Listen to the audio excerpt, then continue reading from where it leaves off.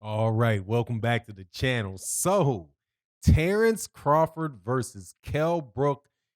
It seems like it's a go. Man, hallelujah.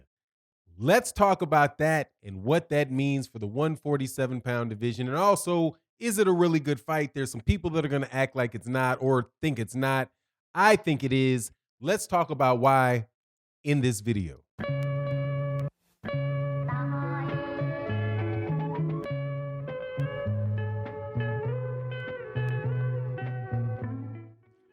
All right.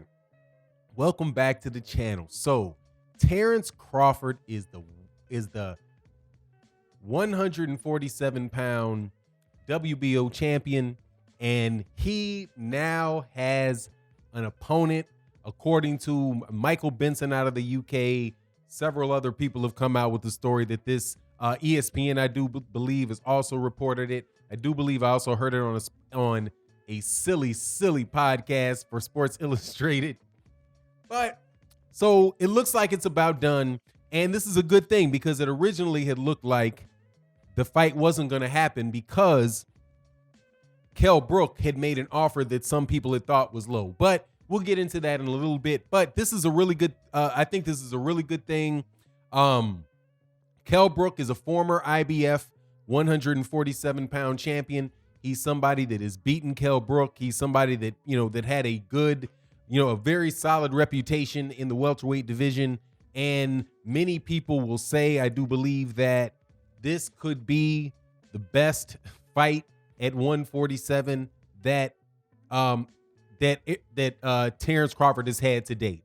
And, if it wasn't for a couple losses against excellent fighters in Gennady Golovkin at 160 pounds and Errol Spence Jr. at 147 pounds, Kell Brook, I do believe, would have continued to be, considered a top fighter, man. So this is a fight that I specifically said that I would like to see because it was just so much conversation going on about Terence Crawford's resume and, who he could fight. And this seemed to be a situation where Kell Brook could serve a purpose for Terence Crawford in that because he's already he has a common opponent with that he would be a common opponent with Errol Spence might be something that would help, get people interested in it. But yeah, man, I think this is a good thing. Now, from the point of view of what could take place inside the ring and whether or not Kell Brook, has the ability to beat Terence Crawford, I would say that this fight for me is somewhere around a 70-30 fight. I think that there's a lot of things about Terence Crawford that are going to be very difficult for Kell Brook at this stage in his career. You can't overlook the fact that Kell Brook has had, two surgeries for broken orbital bones over both the right and the left eye. So, and you also have to take in consideration that Kell Brook will, if this fight is at 147, which I have to assume it will be, that this will be the first time that Kell Brook would have fought at 147 since 2017. I think that was May of 2017 when he fought Errol Spence Jr. in the O2 Arena in Sheffield. I think is that in Sheffield? I'm not sure, man. I'm terrible with my places in UK, but I believe that was in the O2 Arena, and that was in 2000. I'm pretty sure that was in 2017. That was about 3 years ago. So Kell Brook has not been back in the 147-pound division since that time.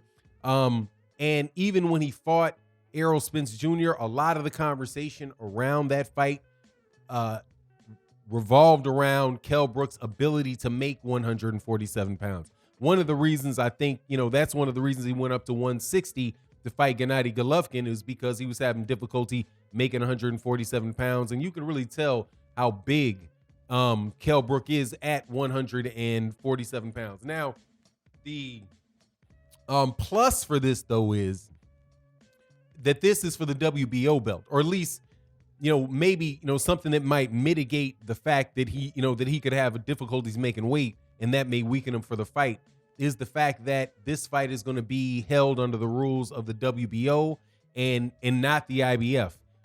During the fight with Errol Spence Jr., it was the IBF, and the IBF has a rehydration clause, which means that you can, not a rehydration clause, there's a rule regarding rehydration, and they have a same day weigh-in. Where most sanctioning bodies have, on Friday, for example, this is September 25th, Jamal Charlo, Jason Rosario, and Sergey Derevanyanchenko will all be weighing in the day before the fight. But because that is a WBC belt and a WBA, it's not exclusive to the IBF. They will not have to weigh in tomorrow morning. When you have an IBF fight, IBF, if the weight limit is 147 pounds, the next day you can't weigh any more than, I believe, 157 pounds. So they limit how much weight you can put on in between.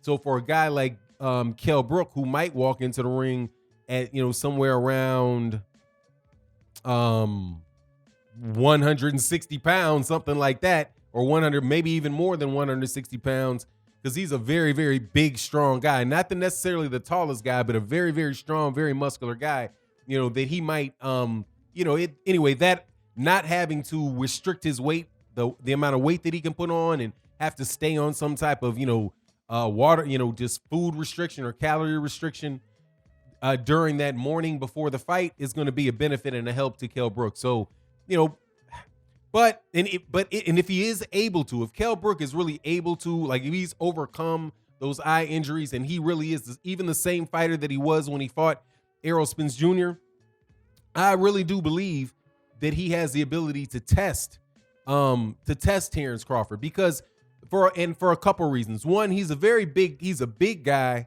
and he's a very technically sound fighter, and he's definitely, without a doubt, the most technically sound fight. Well, I don't know. I mean, Igis Kalvanakis, I think, is pretty technically sound from what I can tell. He's just not as athletic as Kell Brook, and I also don't think he's as big as Kell Brook. So this will probably be the strongest, the best combination of strength and skill and talent that Kell Brook would have faced at 147 pounds. And as a result, I think that this is a situation where, like, if what people believe about Kell Brook is true, Kell Brook if what people believe about Terence Crawford is true, he might be able to take advantage of some of this stuff. Now, there's not a lot of people that criticize Terence Crawford. I have heard a couple different camps give some critiques of Terence Crawford and say that, Terence Crawford is definitely like an otherworldly athlete. He's an absolutely great fighter, has a bunch of tools in the ring, can do a bunch of different things. They say, however, that he is very, very athletic, and that, there is some looseness to his style that allows somebody that could be more fundamentally sound to catch him, especially if they are anywhere near what he is, as far as their athletic ability. So I think that really is an opportunity. There is an opportunity to see a competitive fight, at least for, sections of the fight. I think, it'll be more competitive for Jose Benavidez. I expect it to go the distance too. I really do. And he'd have to break an orbital bone to stop Kell Brook, man. I haven't seen Kell Brook actually get knocked out. But we'll see. Now, what does this mean as far as Terence Crawford moving forward? I will give him credit for this win. I think this is a solid win if he's able to get the win. Good job. But he's still also going to have to follow it up with other really good fights. Because, truth be told, this is a good fight. And I've said this before, but this is like the least acceptable of the acceptable fights, right? It's not an Ugas fight, right? It's not an Ugas fight. It's not a Keith Thurman fight. It's not a Shawn Porter fight, not a Danny Garcia fight, obviously not an Errol Spence Jr. fight, which is, the end goal for Terence Crawford, apparently, and I think reasonably. It's not a Manny Pacquiao fight, but it is a good fight. I just want him to then continue on and fight some of the others, actually fight some of those PBC fighters. And I think that he will, and hopefully the numbers will be good. Man, it can't help but help ESPN. ESPN has been, struggling a good bit with their ratings lately. But again, man, I like the fight for Terence Crawford. I like the fight for Kell Brook. Hey, man, Kell Brook, this is a really big opportunity for him if he can get a dent and beat Errol Spence Jr. His name is right back in the mix. And he'd probably be a rematch clause for the WBO. But all in all, man, I like it. I think it's a positive step forward to boxing, and I appreciate it. Anyway, it is what it is. You let me know what you think in the comment section. Let me know, you like the fight? Do you not like the fight? Thank you to everybody that supports on the Patreon, in the channel members, and everybody that just supports in the super chats and the live streams that we do on Fanon Live. And with that, we're out. Peace.